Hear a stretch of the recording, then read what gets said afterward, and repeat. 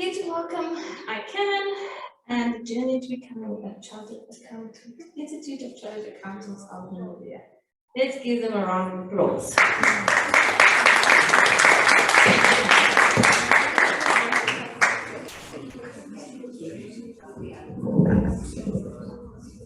Okay, good afternoon, everyone. Sure, this is a small group, eh? It's quite scary, but it's also mirrored in my speech. So thanks for making the time. I know some of you are forced to be here, which might not be a bad thing. Is it voluntary? Okay, great. So apart from presenting about ICAN, which is the Institute of Chartered Accountants, I thought this is my opportunity now, and I feel a bit obliged to also share some big picture general advice for you guys, because this is some of these things you don't get told, or I didn't get told. So, and I feel like if this message sinks into one or two of you, then this presentation was successful. So no slides or anything, it's just me. Try to keep it. We're a small group, so if you have questions, if something is not clear, just raise your hand and I can ask. You can ask the question immediately. Okay. So firstly, I am Jürgen Zander. I'm a chartered accountant. So how do you know somebody is a chartered accountant? They will tell you. I'm a chartered accountant and I'm really proud of it. So a chartered accountant and the brand we present, or is CA NAM. But I'm also a chartered accountant in South Africa, so CA NAM, CA SA. I'm the coastal representative of the executive committee of ICAN. So I represent about 35 to 40 CAs that are based here at the coast, mainly in Walvis Bay and Swakopmund. So it's almost like to have a voice to talk to all the decision takers in Windhoek, basically. It's a complex industry. And that's why representation is quite important. And something like this, the education is very big for us to make sure that we have some growth in this field and that we have up and coming CAs. So being a CA, you know, when you hear chartered accountant, it's alarm bells, right? For a lot of people. And they walk right straight out of the room. And part of my message here today is to also share that that's absolutely not the case. I don't like accounting. But I'm a CA, you know. Now, in my day-to-day work, how much accounting do I do? Like the type of accounting that you do at school? Nearly nothing. So it's literally like a stepping stone. It's an awesome process to go through. I'll share a bit more about that. So on a day-to-day basis, I don't work for ICAN. I'm just a representative. I'm on the ExCo. I am the managing director of a company called Seawork Fish Processors in Walvis Bay. So we are a fairly large company in the hake fishing sector. We employ about 2,000 people, have an asset base and turnover of over $1 billion annually. So we're quite a sizable company in the Namibian context, especially in the local community.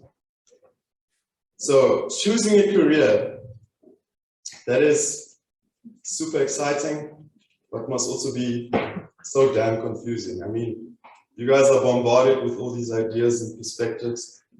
There's pressure from all angles, your teachers, your parents, society, your friends, and then your own expectations to make a success out of your life. And I mean, what is a successful life? It's all up in the clouds.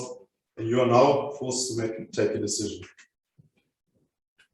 At 18, my biggest worries were, is there enough food in the fridge when I come home after school? Can I play football now?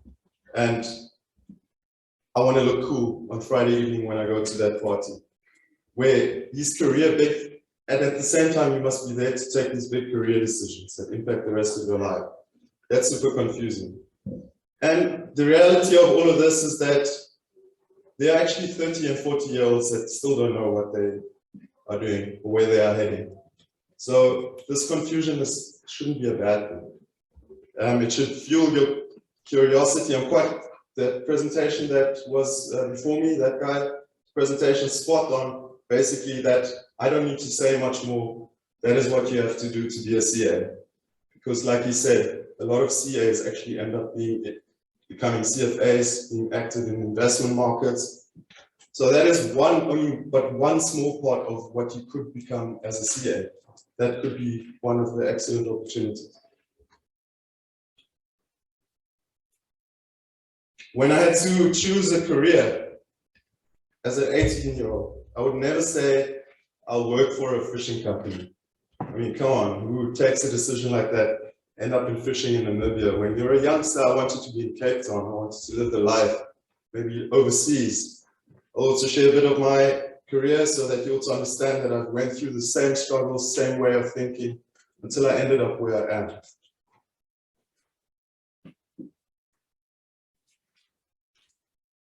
Scribbled these notes like half an hour ago, sorry. So the CA NAM, CA essay qualification is an incredibly diverse and powerful qualification. It opens doors to a variety of career opportunities. It's not just the numbers, it's not just sitting there looking at numbers and finances the whole time. The options are endless, from working in public practice, which is auditing, tax advisory. It's quite cool to be represented here. These stalls outside, Deloitte, for example, and FCS, they are these public practices, audit tax advisory firms, and incredible companies. And we have a wide range of these companies, small local companies, family firms. We also have global big players like Deloitte. They are one of the big four, we call them, PwC, Deloitte, EY, and KPMG, the big four. So even those big companies are represented here in Namibia. So there's a wide variety of public practice. Then there's also the corporate environment. So working for a company like I do now, you know, many people at your age, you're keen to do business. You want to be in business. You want to take over your dad's job. You want to follow in your family's footsteps. You want to outshine your friend that's got this brilliant idea. All of this you can do as a CA. You can start your own business one day. You can even end up running the school. What a dream job. If you want to be a teacher, you want to change lives. I mean, Mr. Diver, I see him here at the back there. His role as a CA would be perfect. He could run this, and this is a business. You run it like a business. You can do that as a CA. So really, the sky's the limit. Being a qualified CA is a launch pad to follow your dreams and a career of your choice. And really, the value in this process is that you actually only have to choose what career you want to go in after 5 or 7 or 8 or 10 years. And at that stage, you will definitely know, you will have a lot more certainty as to where you want to head. Because as your average 18-year-old, yes, there are some that are born to be doctors. Yes, there are some that are born to be teachers. But your average 16, 17, 18-year-old is a confused person that doesn't know what's going on, which included me at that age. I remember it clearly. So I know what a lot of you are going through. And this is why I also want to give you this assurance of this qualification is a tough qualification. And this follows exactly from the previous discussion. Everything applies. So I'm not going to repeat all of that. It's hard. It's not easy to go through this process, but it's well worth it if you come out at the end. So how do you become a CA? What's really important, and I'm going to mirror a lot of what's been said previously, mathematics is important, really important. English, your communication, writing skills are important. And then accounting. Accounting is recommended, but it's not that important. You can become a CA without having had accounting at school. So that's the first step. You need a solid grade 12. Guys, you are given an opportunity now, and if you work hard now, it will make it easier as you follow this process. If you slack now, and you want to pursue this career, it will make it a bit tougher. You can still reach it. There's nothing stopping you. If there's a will, there's a way. But I can assure you, and because I've also gone through the same process, And in between, I've also taken a few dips because I thought I knew it all and didn't follow advice. And then as a result, had to extend my, basically, it took another 2 years until I got qualified. So there's an easy way and there's a hard way. And the easy way starts by doing solidly in your grade 10, 11, 12, basically a strong report card on your grade 12. You don't even have to you don't have to be the top performer. I wasn't the top performer. You have to have the work ethic. It goes about working hard, working consistently, working diligently. Because these are the qualities that will really pay off later in your career.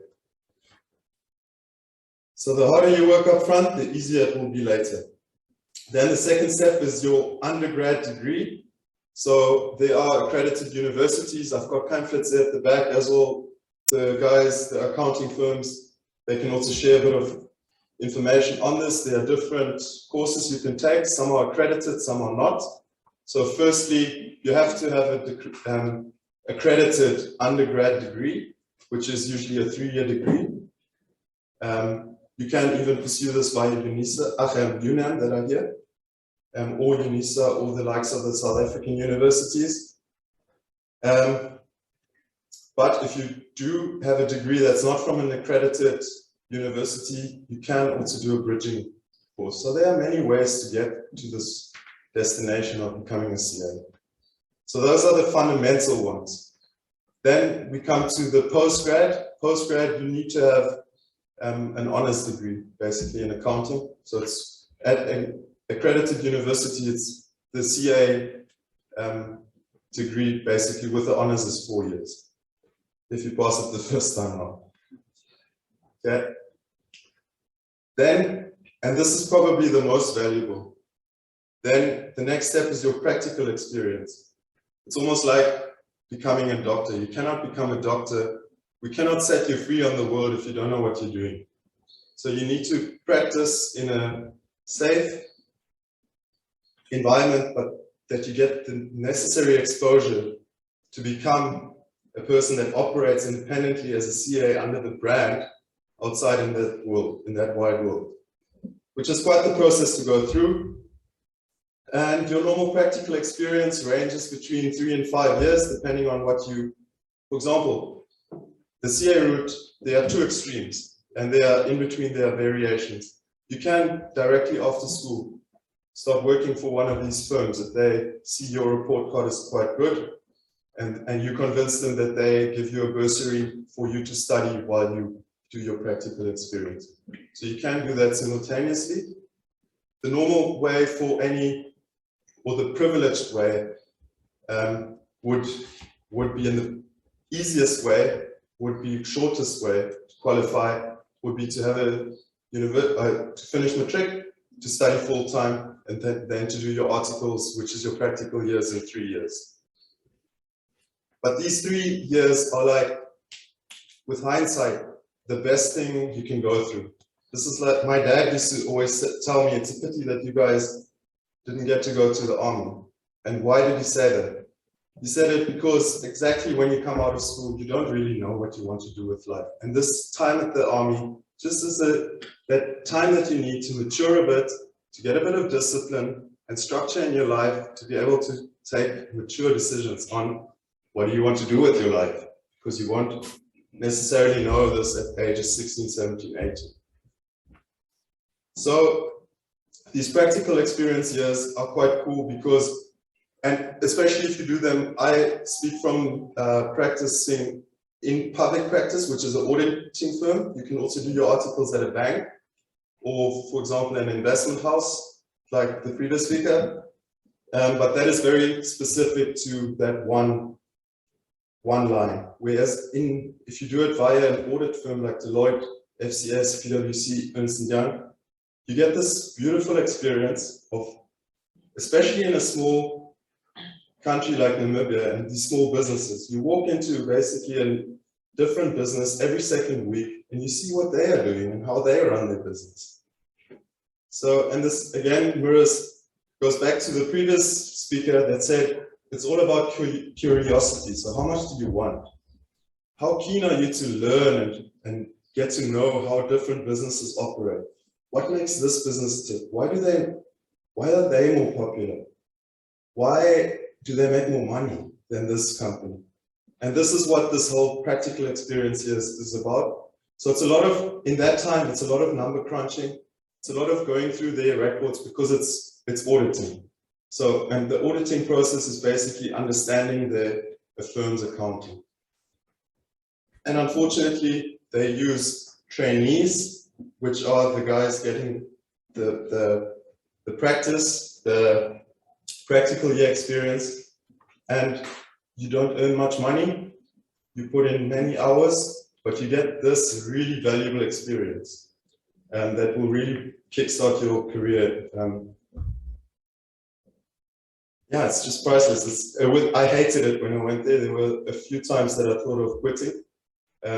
Sometimes there are deadlines, especially when you work on audits for listed things like on the stock exchanges where they have tight reporting deadlines. So the basically figures get released, and then you have to work sometimes straight through the night for 3-4 days in a row to get the work done that needs to be done. So it's really cutthroat. And there's no walking to mom and dad for support and helping. So it really is in a way a safe environment for you to learn the ropes of actually what happens outside in the real world. Because you still have a team of seniors, you still have a manager, and you still have a partner that are ultimately responsible for that audit. So you learn a lot there. It's priceless experience, different environments. You get a mixed bag of people that you're forced to work with on a daily basis from all backgrounds. There's pressure, there are deadlines. You see how things are done in the real world. And you pick up all these tiny things. That helped me a lot. I got to see so many companies and know what works well in what environment. And I just today still apply some of these principles in our business. So it's really stealing with your eyes, and it's for free, essentially, while you were earning peanuts. But it's all worth it. And then later, after you have once you do your practical experience, and once you have your university degree, you do 2 professional exams. The one is the initial test of competence, which is basically almost like a leveler. So we have these people coming from all walks of life. Some have matric, some have university degrees, some do it 5 years, some do it 3 years, different courses, different bridgings. This is to get everybody onto the same level. You all have to pass this one level to see if you're competent or not on a content, on a knowledge level theoretically. And then assessment of professional competence, which is basically your experience that you get of your practical. It's almost like a portfolio. What did you get exposure to? What did you do? What did you do well? This is all recorded. To then ensure that you get the necessary exposure and experience to call yourself a CA at the end of the day. So yes, that's quite the process to get there. So the shortest you can do it is with a degree is after university you study 4 years and you do 3 years of articles. So 7 years to become a CA.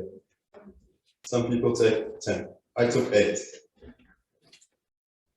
Okay.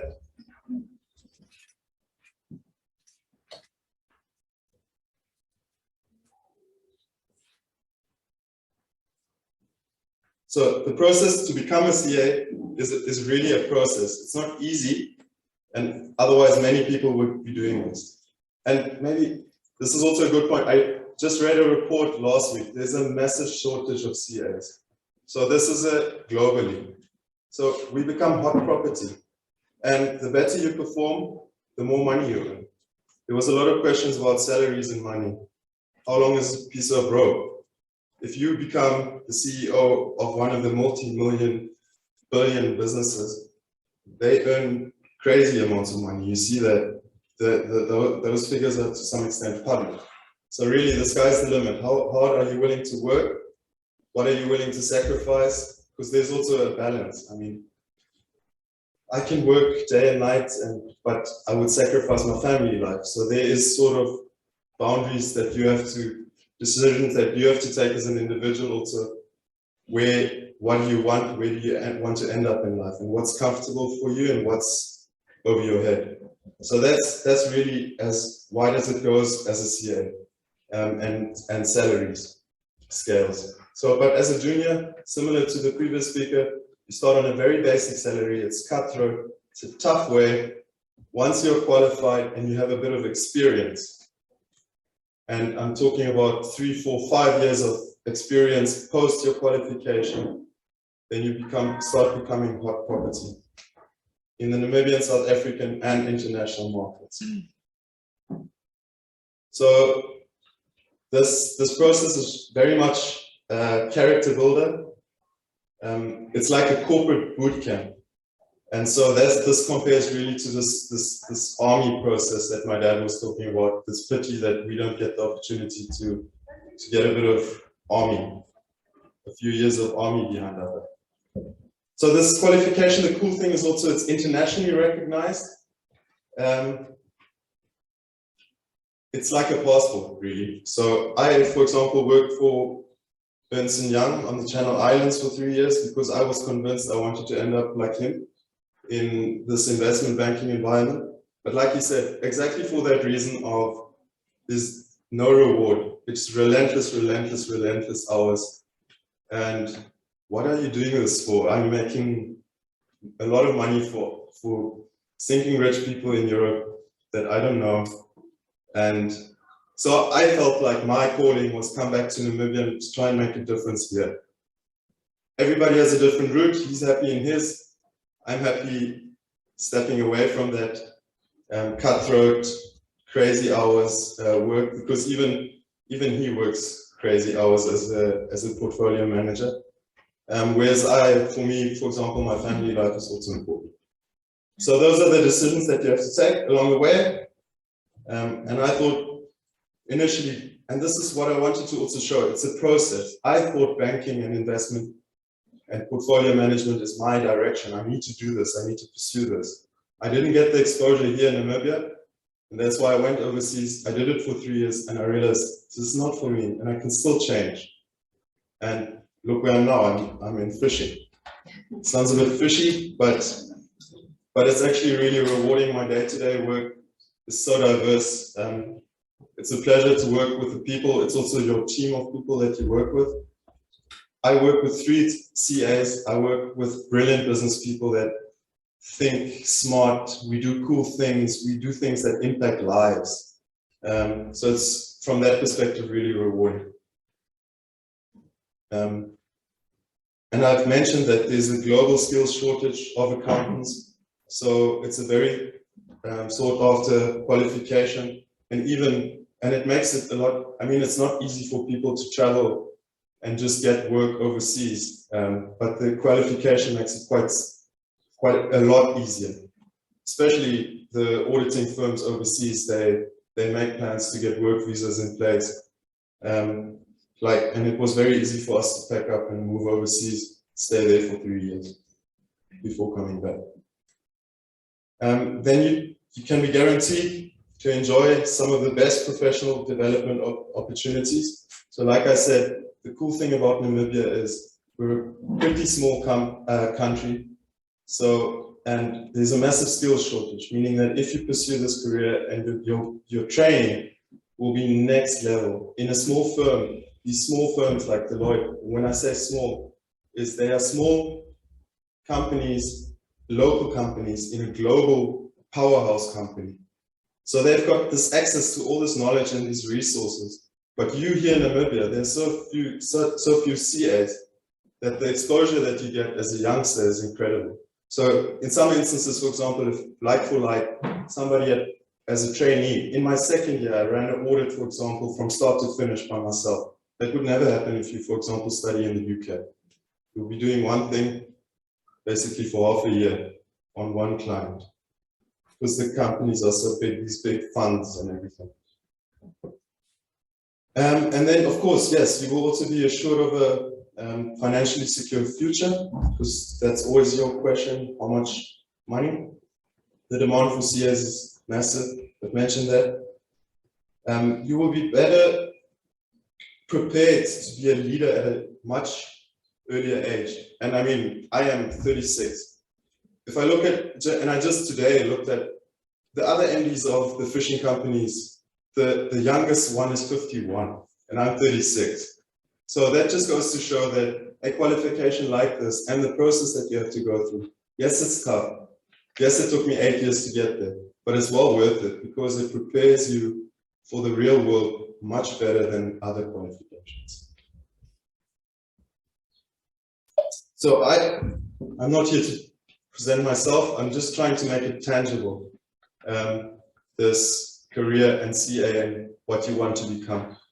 Some people have the passion to become teachers, and you can also become lecturers. So it's really the sky's the limit. So ICAN, the Institute, I'm here for the interests of the members at the coast, and we just look to promote the profession, to share our stories, and to make sure that the CA brand keeps growing. Any questions from anyone? You said you don't like accounting. So work-wise, as a chartered accountant, what gets you excited about doing chartered accountancy?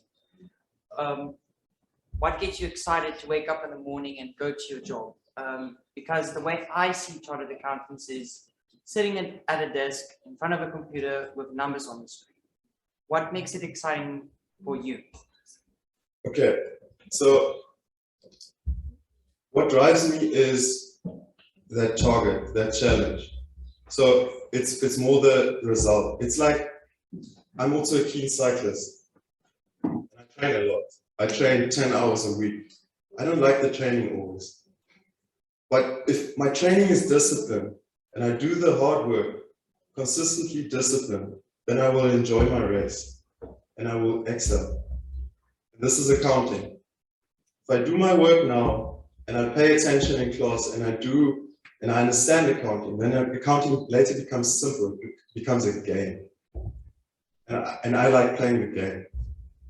So I absolutely, what they do with fund, looking at balance sheets, looking at opportunities, looking at doing things better, that's my day to day. I get excited to look for opportunities to better what we have. So, but everybody does it for a different reason. Like my colleague, she was here earlier manning the station, Annika. She is a die-hard accountant. So she loves sorting out the technicalities, the problem. So it's really, it depends on person to person. But my drive is results. I like the challenge and I like to pick results and aim for that. And I know I can only reach some of these. Some tell me it's impossible. That's the result I'm chasing. Does ICAN provide scholarships? ICAN is only an institute. So yes, what we do is it's limited number of scholarships. Yes, we do, but it's aimed at previously disadvantaged candidates that are really in a situation where without the support they wouldn't be able to do it, but must also be excellent. So it's not easy to get the type of scholarship of that nature. But the opportunity for scholarships are plenty. And this is why I say it makes it easier if you work hard up front. Because if you get the right marks, then a Deloitte, then a FCS are willing to give you a bursary. And that makes it easier then, because then you can study full-time, for example. And that's also what I thought. So I finished my practical at University of Stellenbosch. And there's the saying that if you pass your Stellenbosch honors, you're easy, good to go. You're actually already a CA. And that's why I didn't prepare as much as I should have for my test of competence, and I failed it. And then I struggled for 4 years to pass that one exam, because now it was a different ballgame. I was working hard, long hours. I also have a wife at home. I'm not used to this part-time study. And then what happens in the real world is all these legislation changes. There's new ways of accounting. There's complex legal issues. There's also an element of law to it. So And that world changes, and you have to stay up to date. So you have to teach yourself. It's almost like there are no teachers to walk to. There's no, my parents can't help me, my wife can't help me. You're on your own. So it becomes a lot harder than down the line. And if you did not have accounting at school, how difficult do you think it will be to go into this?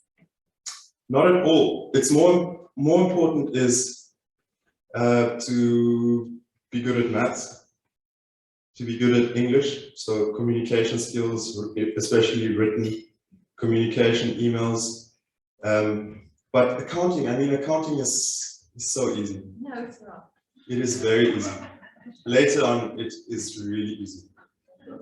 No, it's something, what is very strange, for example, overseas, or there are two routes, for example. You can do the CA route where you study accounting and your major is accounting all the way.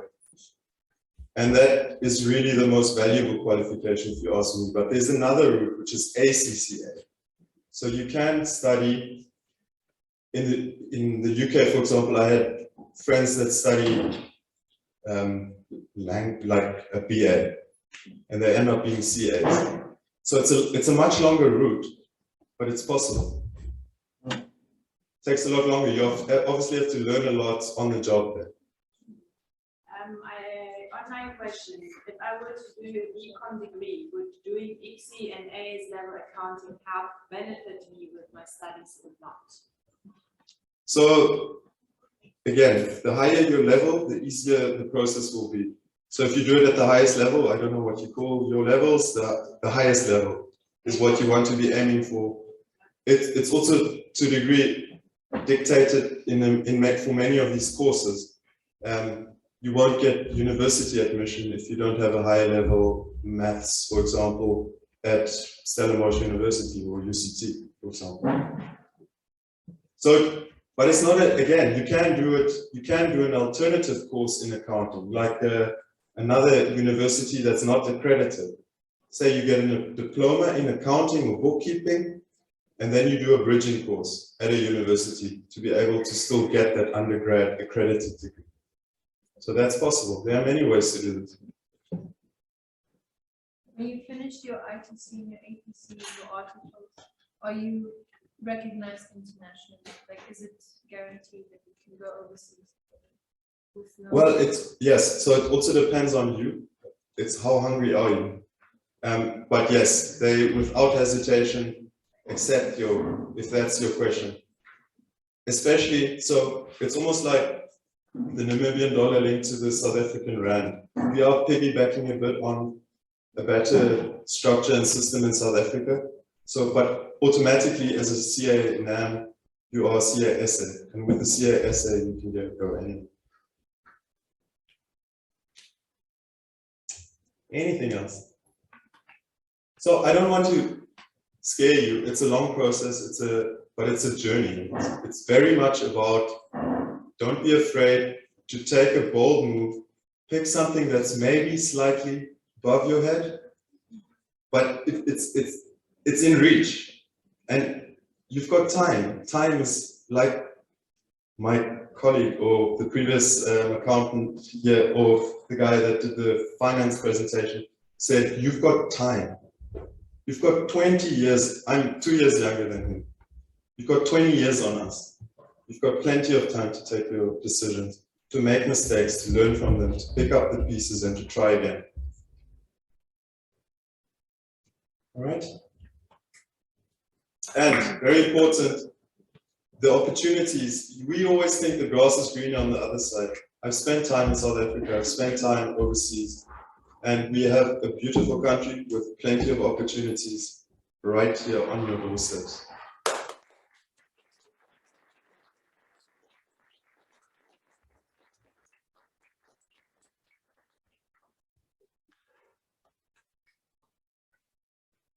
We would like to thank you for giving us this information.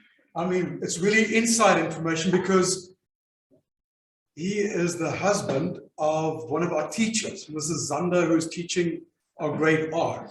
And he's an amazing cyclist. Okay, not this last one was a funny one. But before that, were you second or something? Yeah, at the dash. Yeah, dash, I'm talking Yeah, dash, I yeah. came fifth, but I was basically same time as the guy that finished third.